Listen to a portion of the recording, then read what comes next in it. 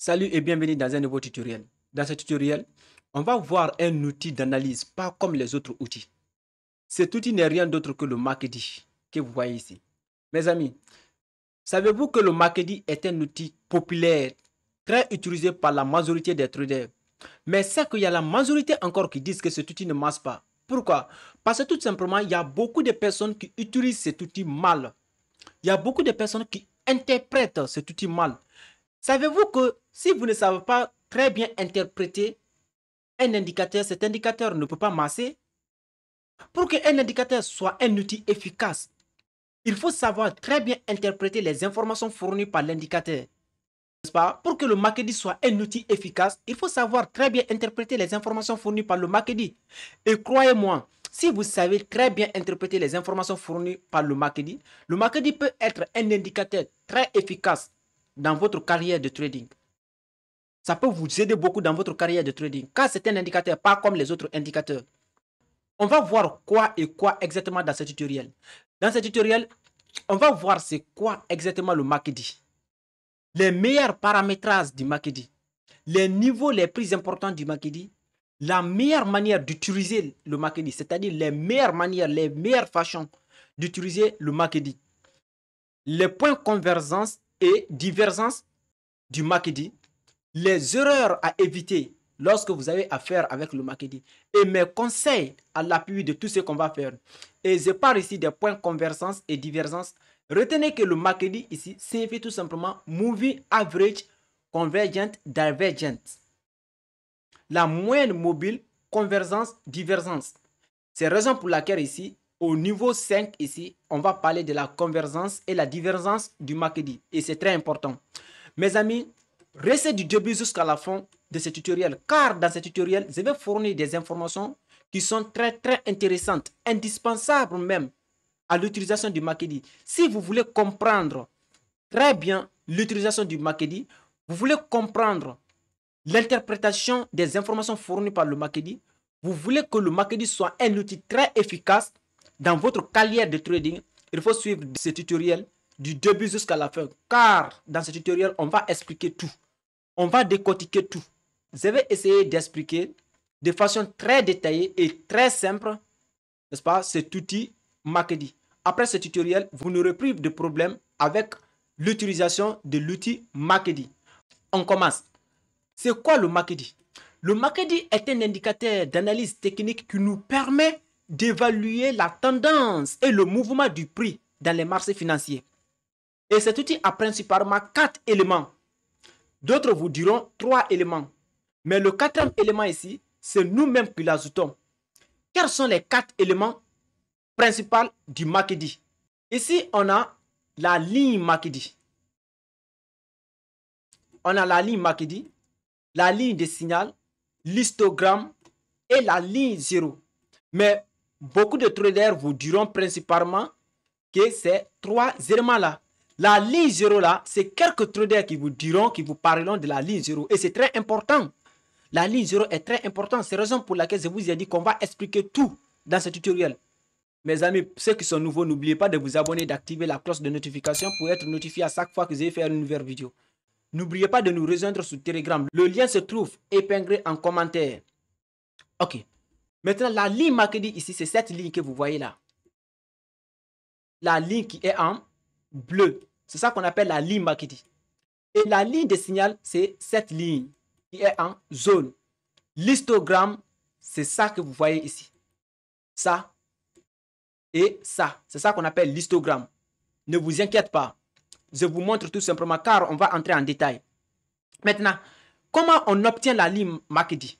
On ne va pas faire de mathématiques bizarres ici. Je vais seulement vous montrer quelque chose parce que avant d'utiliser un indicateur, il faut savoir certaines choses sur l'indicateur. Comment on obtient la ligne Makedi? La ligne Makedi, c'est tout simplement la différence entre la moyenne mobile exponentielle 26 et la moyenne mobile exponentielle 12.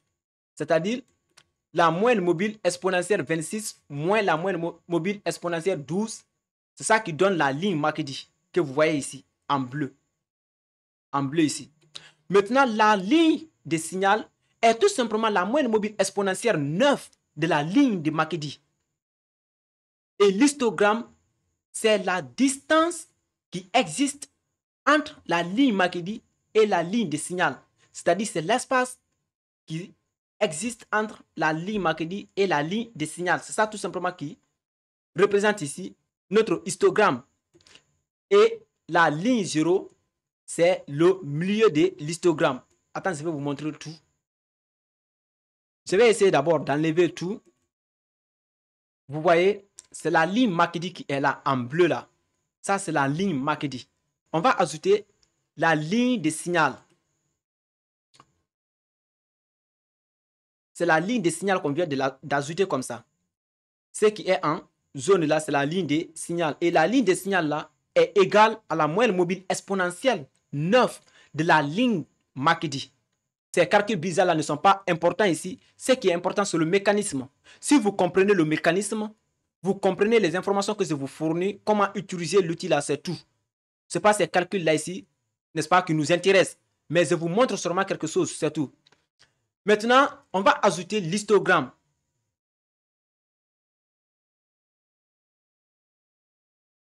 Vous voyez, on a ajouté l'histogramme. Et l'histogramme ici est tout simplement la distance qui existe entre la ligne Makedi et la ligne de signal, telle que ici là. Vous voyez, n'est-ce pas, ici, comme ça. L'espace là, c'est ça qui représente ça tout simplement. Et ici encore, l'espace qui existe entre les deux lignes là, la ligne de Makedi qui est en bleu et la ligne de signal qui est en jaune là, c'est cette distance qui est représentée ici en volume comme ça. Vous voyez, n'est-ce pas? Et ici encore, vous voyez la distance qui existe entre les deux lignes là. C'est la distance là qui est représentée ici en volume, qu'on appelle ici l'histogramme. Ici encore, n'est-ce pas? Vous voyez? C'est ça qui est représenté ici encore en volume. Alors, d'autres vont me dire, ah mais pourquoi ici c'est rouge et de l'autre côté ici c'est verte? C'est rouge tout simplement parce que lorsque nous sommes dans une tendance baissière, l'histogramme, le volume de l'histogramme devient rouge. Lorsque nous sommes dans une tendance haussière, le volume de l'histogramme devient verte. C'est la raison pour laquelle le rouge ici représente tout simplement la tendance baissière. Verte ici représente la tendance haussière. J'espère que c'est clair. Maintenant, quelle est l'utilité de l'indicateur Makedi? Le Makedi a principalement trois utilités. Il nous permet d'identifier une tendance. Il nous permet d'identifier un changement de direction ou changement de tendance. C'est à ce point qu'on va parler de divergence et convergence. Le Makedi nous permet, il nous offre des opportunités d'achat et de vente. J'espère que c'est clair. Maintenant, comment le Makedi nous permet d'identifier une tendance? Là, on va essayer, n'est-ce pas, d'aller de façon très basique et très simple. Car mon objectif dans ce tutoriel, c'est de vous expliquer de telle façon que même si un enfant de 6 ans arrive à comprendre ce que je suis en train d'expliquer. Mes amis, ceux qui ne sont pas d'abord abonnés, abonnez-vous et activez la cloche de notification pour être notifié à chaque fois que je vais faire une nouvelle vidéo. Soutenez cette chaîne en partageant et en likant. Ok. On dit comment le Makedi nous permet d'identifier une tendance. Avant même d'abord ça, on va ajouter notre ligne 0. On ajoute la ligne 0. Comme je vous ai dit, la ligne 0 est tout simplement le milieu. C'est-à-dire, c'est une ligne qui divise l'histogramme en deux. C'est le point neutre. Alors ici, on va mettre notre ligne 0 qui est au milieu ici, qui sépare, n'est-ce pas, le volume vert au volume rouge. J'espère que c'est clair. On a notre ligne 0 qui est là. Maintenant, pour déterminer la tendance ici, en utilisant l'indicateur Makedi, lorsque nous sommes au-dessous de la ligne 0, ici c'est le dessous de la ligne 0, ici c'est le dessus de la ligne 0. Vous voyez, nous sommes au-dessous de la ligne 0, non? Lorsque la ligne Makedi traverse la ligne de signal ici, on se dit que nous sommes dans une tendance haussière. On se dit qu'on tend à entrer dans une tendance haussière. J'espère que c'est clair. Lorsque nous sommes au-dessus de la ligne 0, c'est-à-dire nous sommes au-dessus de la ligne 0 ici, et que la ligne Makedi qui est en bleu là, intersecte la ligne de signal qui est en zone vers le bas, c'est-à-dire à la baisse, on se dit que nous sommes dans une tendance baissière ou bien on tend à entrer dans une tendance baissière. C'est-à-dire ici le croisement, lorsque la ligne MACD traverse la ligne de signal vers la hausse ici, on se dit qu'on tend à entrer dans une tendance haussière. Lorsque la ligne MACD traverse la ligne de signal vers la baisse, on se dit qu'on tend à entrer dans une tendance baissière. Je vais vous montrer ici sur le graphique. Ok, comme je disais, ici, on a notre ligne 0, n'est-ce pas? On a la ligne 0 qui est là en bleu. Maintenant, au-dessous de la ligne 0 ici, on voit que la ligne MACD traverse la ligne de signal vers le haut. Il traverse la ligne de signal à la hausse. Alors, ce qui signifie qu'on entre dans une tendance haussière, comme ça. Et comme vous pouvez voir ici, nous entrons dans une tendance haussière ici. Est-ce que vous voyez? En haut ici, la ligne MACD traverse la ligne de signal à la baisse. Ce qui veut dire que nous entrons dans une tendance baissière. Et vous pouvez voir ici, nous entrons dans une tendance baissière ici. C'est comme ça qu'on détermine la tendance tout simplement en utilisant l'indicateur MACD. Mais ce n'est pas tout. Ce n'est pas tout.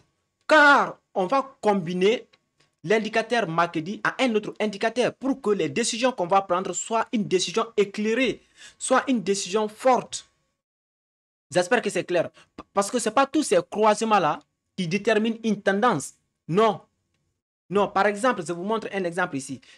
En regardant ici là d'abord, ici c'est parfait parce que en regardant tout simplement ici, en regardant ici, le croisement qui s'est passé ici, n'est-ce pas? Directement, parce que nous sommes au-dessous de la ligne 0, alors le croisement là nous montre que nous entrons dans une tendance haussière. Et cela c'est effectivement produit ici.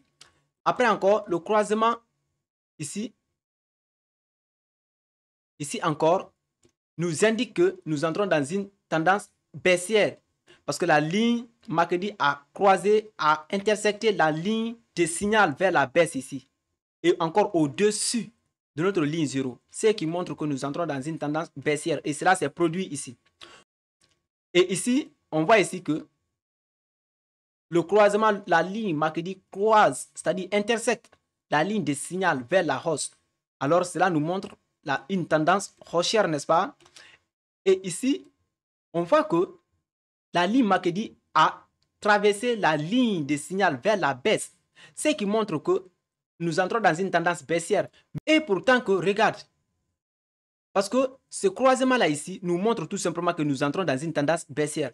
Et pourtant que, regarde ici, ça c'est pas une tendance baissière. Nous sommes dans une tendance haussière. Si toi tu pensais que ici c'était déjà, n'est-ce pas, on a dans maintenant une tendance baissière, tu allais tout simplement te tromper. Alors ici le MACD toujours génère certains faux signaux. Le MACD génère beaucoup de faux signaux même. Oui, il génère beaucoup de faux signaux.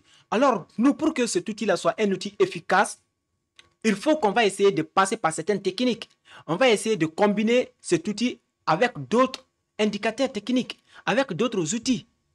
Pour que notre décision soit une décision éclairée, la décision qu'on va prendre soit une décision éclairée, les choses soient très claires, il faut qu'on combine cet outil à d'autres outils d'analyse. Pour que cet outil encore soit un outil très efficace, il faut qu'on combine avec d'autres outils d'analyse. Maintenant, on sait déjà comment déterminer la tendance, tout simplement en utilisant l'outil MACD. Maintenant, comment l'outil MACD nous offre des opportunités d'achat et de vente? Je vous explique de façon très détaillée, très simple d'abord, car retenez qu'on va entrer en profondeur. Alors, laissez du début jusqu'à la fin. Je vous explique de façon classique, de façon très détaillée. Parce que la manière dont j'explique là, même si un enfant de 6 ans peut comprendre, on va commencer du niveau débutant jusqu'au niveau approfondi. Alors, on continue. Maintenant, comment le marketing nous fournit des signaux, des opportunités d'achat et de vente? Ici, de façon classique, on va se dire quoi? On va se dire que lorsque la ligne MACD traverse la ligne de signal à la hausse, parce que lorsqu'on a la ligne de signal comme ça, et que ça là c'est la ligne MACD traverse la ligne de signal à la hausse comme ça veut dire qu'on va prendre une position d'achat à ce niveau. C'est une opportunité d'achat. J'espère que c'est clair. Lorsque la ligne MACD vient comme ça, traverse la ligne de signal vers la baisse, ça veut dire que c'est une opportunité de vente. Mais attention, ce n'est pas comme ça aussi. Ce n'est pas facile comme ça. Ici, c'est la ligne 0. C'est la ligne 0 qui est là. J'espère que je vous ai dit ça, non? Lorsque le croisement se passe au-dessous de la ligne 0 ici, la ligne MACD intersecte la ligne de signal au-dessous de la ligne 0 ici. Cela montre tout simplement une opportunité d'achat. Lorsque la ligne MACD intersecte la ligne de signal à la baisse au-dessus de la ligne 0, cela tout simplement nous montre une opportunité de vente. J'espère que c'est clair. Notre ligne de 0 est là. Ici, c'est au-dessus, non? Vous voyez, la ligne MACD vient de intersecter la ligne de signal à la baisse comme ça. Là, ici, tout simplement, on a une opportunité de vente. Et ici, c'est notre ligne 0, comme vous le savez déjà. Et vous voyez ici, la ligne MACD traverse, intersecte notre ligne de signal à la hausse. Ça, tout simplement, nous montre une opportunité d'achat à ce niveau. J'espère que c'est clair. Et retenez quelque chose ici. Lorsque vous voyez que le volume du MACD augmente, ça veut dire que la pression, soit d'achat ou de vente, est agressive. Lorsque vous voyez que le volume s'augmente beaucoup plus, ça s'agrandit même, ça s'élargit, il faut savoir que la pression est très agressive. Soit la pression d'achat est agressive ou la pression de vente est agressive. Tel que ici, dans ce scénario ici, là. Ici, en rouge, là, ça veut dire que la pression de vente était très agressive. Et ici encore, ça veut dire que la pression d'achat était très agressive. J'espère que c'est clair. C'est ça que tout simplement l'histogramme nous montre. De plus, la ligne MACD et la ligne de signal est distante l'un de l'autre. L'histogramme s'élargit. Et cela encore signifie une pression d'achat ou une pression de vente agressive. J'espère que c'est clair. N'oubliez pas de vous abonner, hein, et liker, ça fait plaisir. Vous pouvez partager pour soutenir cette chaîne. Maintenant, lorsque nous allons sur notre graphique, lorsqu'on vient sur notre graphique ici, vous pouvez voir que ça reflète, non? Ça reflète ici l'intersection là. Déjà, on pouvait faire déjà un achat à ce niveau, à ce point. On pouvait faire un achat à ce point pour profiter de ce mouvement impulsif. L'intersection à ce point-là, on pouvait faire une vente à ce niveau. On pouvait faire une vente à ce niveau pour profiter de ce mouvement impulsif vers la baisse ici. Est-ce que vous comprenez? Mais retenez aussi que ce n'est pas tout intersection qui est une opportunité d'achat ou de vente. Il y a des intersections qui n'est pas une opportunité d'achat ni de vente. Je vais vous expliquer. Tel qu'à ce niveau, l'intersection qui s'est passée ici, là. Ici. Ce que vous voyez ici, là. L'intersection, là, c'est au-dessus de notre ligne 0. J'espère que c'est clair. C'est au-dessus de notre ligne 0. J'espère que vous connaissez déjà la ligne 0, non? Je vous ai dit ça. C'est la ligne qui sépare le volume rouge et le volume vert. C'est-à-dire c'est la ligne qui divise le MACD en deux. Alors, nous sommes au-dessus. Attends, je vais même faire un peu. Nous sommes au-dessus de notre ligne 0. J'espère que c'est clair. Et il y a eu l'intersection. La ligne MACD a intersecté la ligne de signal vers la baisse. On pouvait prendre une position de vente à ce niveau. N'est-ce pas? Et mais si on prenait une position de vente ici, là, ça n'allait pas masser. Parce que regardez, on allait tout simplement prendre une position de vente à ce niveau. Et pourtant que nous sommes dans une tendance haussière.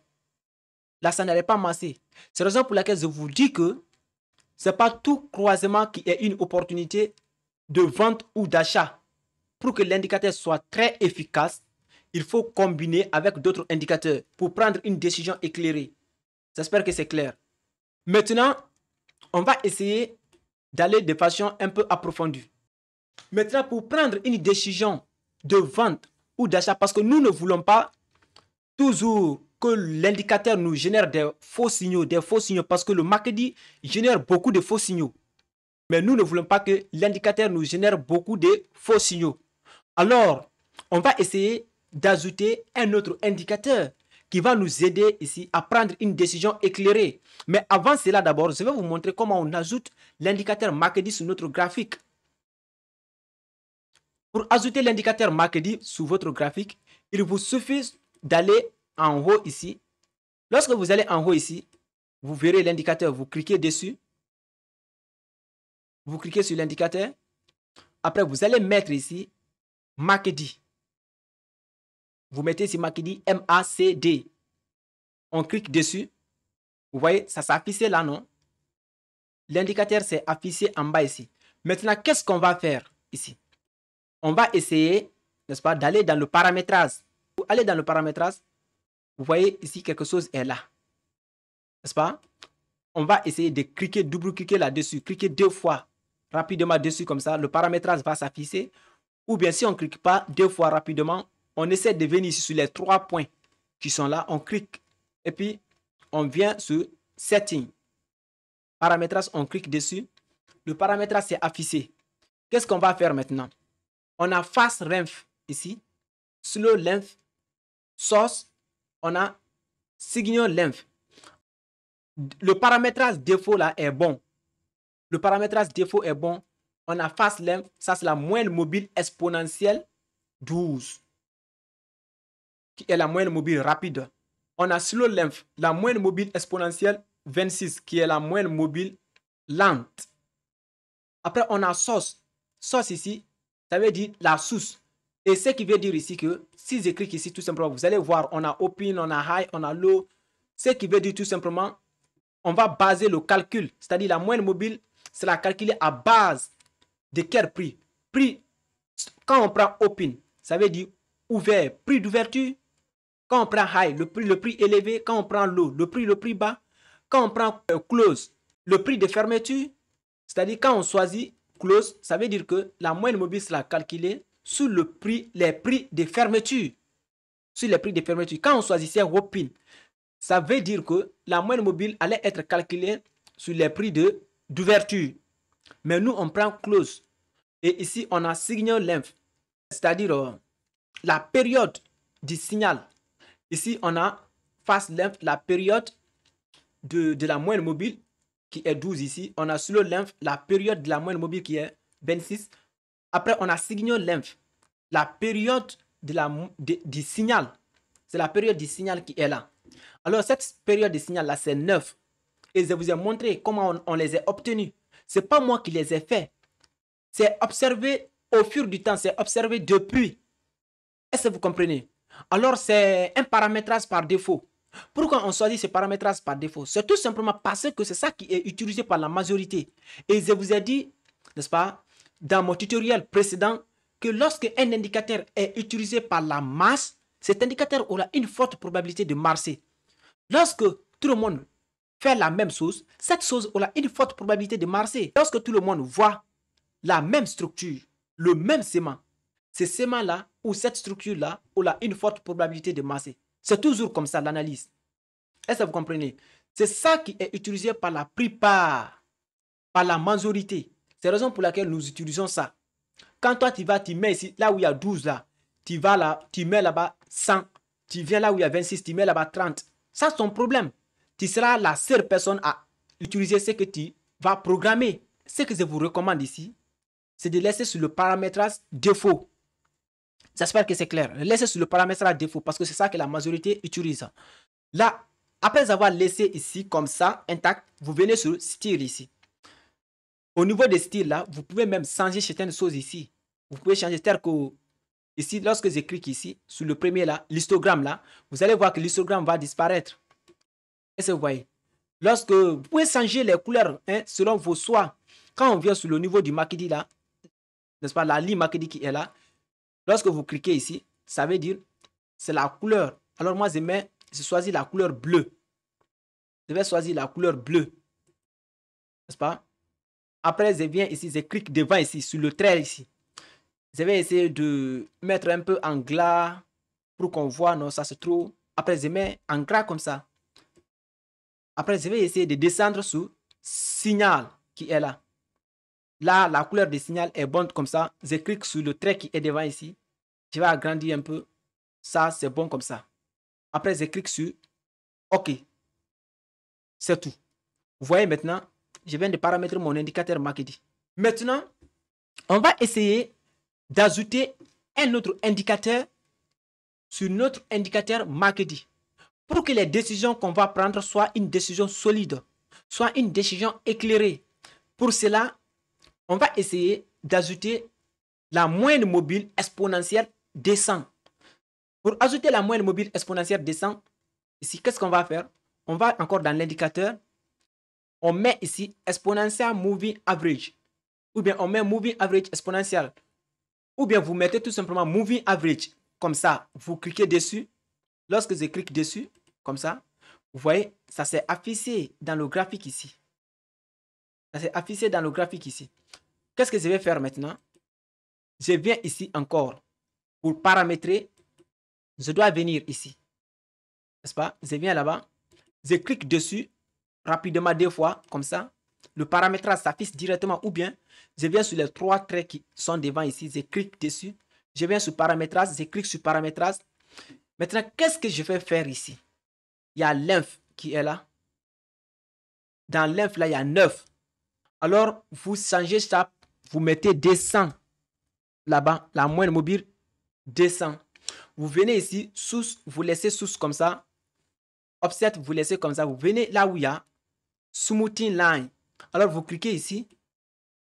Vous choisissez parce que vous voyez simple moving average. Ça veut dire la moyenne mobile exponentielle simple. Exponential moving average et weighted moving average. Weighted moving average, c'est la moyenne mobile pondérée. Là, on va choisir la moyenne mobile exponentielle qui est là. Exponential moving average.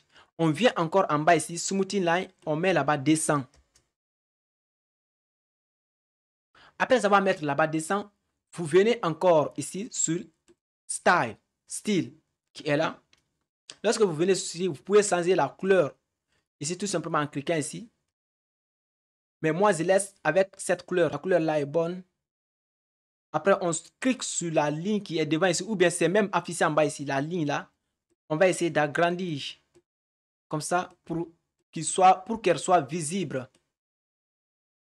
C'est bon comme ça. C'est bon comme ça. Après avoir fait ça, vous cliquez sur OK. Maintenant, on a ajouté la moyenne mobile descend.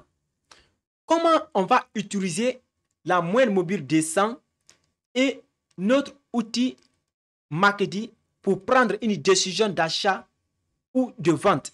C'est-à-dire pour qu'on prenne une décision efficace d'achat ou de vente. Vous voyez la moyenne mobile descend ici. Lorsque le prix est au-dessous de la moyenne mobile descend comme ça, là, on se rend directement compte que nous sommes dans une tendance baissière. Directement, on se rend compte que nous sommes dans une tendance baissière. Lorsque le prix est au-dessus de la moyenne mobile, on se rend compte que nous sommes dans une tendance haussière. Et lorsque nous sommes dans une tendance haussière, on ne cesse que des opportunités d'achat. Lorsque nous sommes dans une tendance baissière, on ne cesse que des opportunités de vente. Et c'est ça tout simplement qu'on va combiner avec notre indicateur marketing pour prendre une décision. En regardant la moyenne mobile exponentielle descend, on s'est dit quoi? Lorsque le prix est au-dessus de la moyenne mobile exponentielle descend, ça veut dire que nous sommes dans une tendance haussière.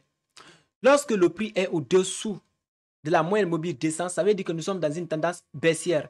Et dans une tendance haussière, on ne cesse que des opportunités d'achat. Dans une tendance baissière, on ne cesse que des opportunités de vente. J'espère que c'est clair.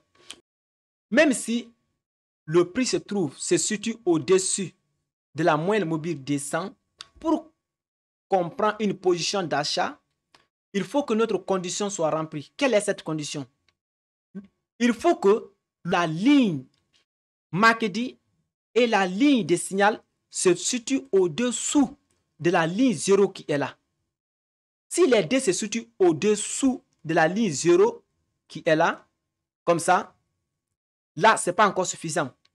Il se situe au-dessous de la ligne 0. La ligne marketing intersecte la ligne de signal au-dessous de la ligne 0, c'est ici où on va prendre des opportunités d'achat. C'est ici où on va prendre des positions d'achat. On va se rendre compte que oui, ça c'est une opportunité d'achat. Lorsque le prix est au-dessous de la moyenne mobile, n'est-ce pas, on va chercher des opportunités de vente. On cherche des opportunités de vente. Pour qu'on vende, il faut que notre condition soit remplie. Pour qu'on vende, il faut que la ligne MACD et la ligne de signal soient au-dessus de la ligne 0. Soit au-dessus de la ligne 0 ici. Et le fait n'est pas seulement d'être au-dessus de la ligne 0. Il faut que la ligne MACD intersecte la ligne de signal à la baisse comme ça. Au-dessus de la ligne 0 comme ça, la ligne MACD intersecte la ligne de signal. Là, on se rendra compte directement que ça, c'est une opportunité de vente. On fait ça pourquoi? On ajoute la moyenne mobile descend tout simplement à notre indicateur MACD pour filtrer les bons signaux, pour filtrer les bonnes opportunités aux mauvaises opportunités. Parce que avec l'indicateur MACD, tout simple, le MACD nous fournit, nous offre beaucoup d'opportunités d'achat et de vente. Mais ces opportunités-là, il y a la plupart qui sont des mauvaises opportunités. Il ne fait que générer des faux signaux. Et nous, maintenant, on ajoute un autre indicateur pour filtrer des bons signaux aux faux signaux. J'espère que c'est clair. C'est la raison pour laquelle on a ajouté la moyenne mobile descend pour qu'on prenne une décision éclairée, pour qu'on trouve des réelles opportunités d'achat et de vente, pour ne pas prendre toute opportunité qu'on voit. J'espère que c'est clair. Quand on s'entend seul à la ligne MACD, mon gars, tu vas faire beaucoup de trades, tu vas voir beaucoup de faux signaux. Parce que le MACD va te générer beaucoup de faux signaux. Mais quand on combine toujours avec un indicateur, avec un outil, tel que la moyenne mobile descend, ou bien les price action, ou bien la structure du marché, la résistance et le sport, tu combines, n'est-ce pas, le MACD avec certains de ces indicateurs, tu vas prendre une décision éclairée. Ça fait encore l'indicateur très puissant. Ça donne encore l'efficacité à l'indicateur. J'espère que c'est clair. Ce que je vais dire par là, il faut chercher toujours une confluence. Est-ce que c'est clair? C'est-à-dire qu'à ce niveau, on voit que le prix est au-dessous de la moyenne mobile descend. On voit clairement ça. Maintenant, pour qu'on passe à une transaction d'achat, il faut que la ligne MACD et la ligne de signal soient au-dessus de la ligne 0. Et le fait n'est pas d'être au-dessus. Il faut que la ligne MACD intersecte la ligne de signal à la baisse au-dessus de la ligne 0 qui est là. Vous voyez, notre ligne 0 est là, non? Et nous sommes au-dessus de notre ligne 0. Maintenant, la ligne MACD a intersecté la ligne de signal ici. Ce qui montre tout simplement une opportunité de vente très propre. C'est une opportunité valide. C'est un signal valide. J'espère que c'est clair. C'est un signal valide. Et même si vous observez ici, si vous observez à ce niveau, ici, vous pouvez voir que c'est ici où on allait prendre notre position de vente.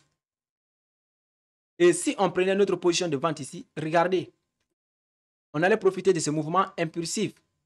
Et ici encore, l'outil nous montre encore une opportunité de vente ici. Et cela allait être à ce point-là. Et on allait profiter encore de ce mouvement impulsif. J'espère que vous voyez maintenant. Au lieu que de se mettre dedans n'importe comment, prendre tous les signaux, ce n'est pas tous les signaux que le marketing fournit que ça masse. Le marketing fournit beaucoup de faux signaux. Mais nous, ici, on passe par une stratégie qui va nous permettre de filtrer les bons signaux des faux signaux. Parce qu'on ne veut pas des signaux en quantité, mais on veut en qualité. C'est la raison pour laquelle ici, on a ajouté la moyenne mobile exponentielle descend. Non seulement pour déterminer nos tendances, et aussi pour nous aider à filtrer beaucoup de faux signaux générés par l'indicateur MACD.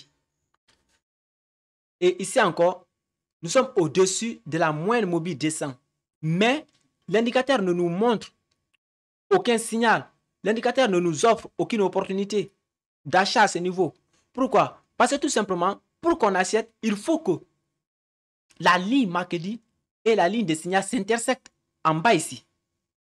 Et tu vois, l'intersection s'est passée au-dessus ici. Vous voyez, n'est-ce pas, ici et ici.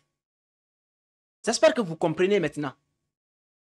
Il faut que le prix soit au-dessus de la moyenne mobile et que l'intersection se passe au-dessous de la ligne 0 avant que vous ne placez un ordre d'achat.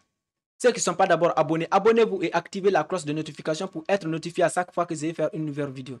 N'oubliez pas de nous rejoindre sur Telegram. Le lien se trouve épinglé en commentaire. Maintenant, on va parler de la divergence et la convergence. Quand on dit que des lignes sont divergentes, lorsque l'autre ligne est orientée, n'est-ce pas, ils vont dans le sens opposé, comme ça. Ça veut dire qu'ils sont divergents. Quand on dit qu'ils sont convergents, ça veut dire qu'ils peuvent se rencontrer tôt ou tard, voire même s'intersecter. Ça, c'est la convergence. On va voir la divergence et la convergence. Maintenant, du MACD. J'espère que c'est clair. Quand on regarde le prix ici, on voit que sur le graphique ici, le marché ne fait que faire des pics de prise en prix haut. N'est-ce pas? Des pics de prise en prix haut. Ici. Ici, le marché a fait un pic ici. À ce niveau-là, c'est ce pic qui se trouve là. Le marché a fait un autre pic à ce point. C'est ce pic qui se trouve ici. Et ici, le marché fait un pic. Mais sur notre indicateur ici, l'indicateur fait un pic plus bas que le pic précédent. Ici, le marché a fait un pic ici. Il a fait un autre pic plus haut que ce pic-là. L'indicateur aussi, on a un pic ici. L'indicateur aussi a fait un pic plus haut que le pic précédent. Maintenant, ici, le marché fait un pic plus haut que les deux autres pics précédents là. Mais l'indicateur, lui, il fait un pic plus bas. Il fait un pic plus bas que le pic précédent qui est là.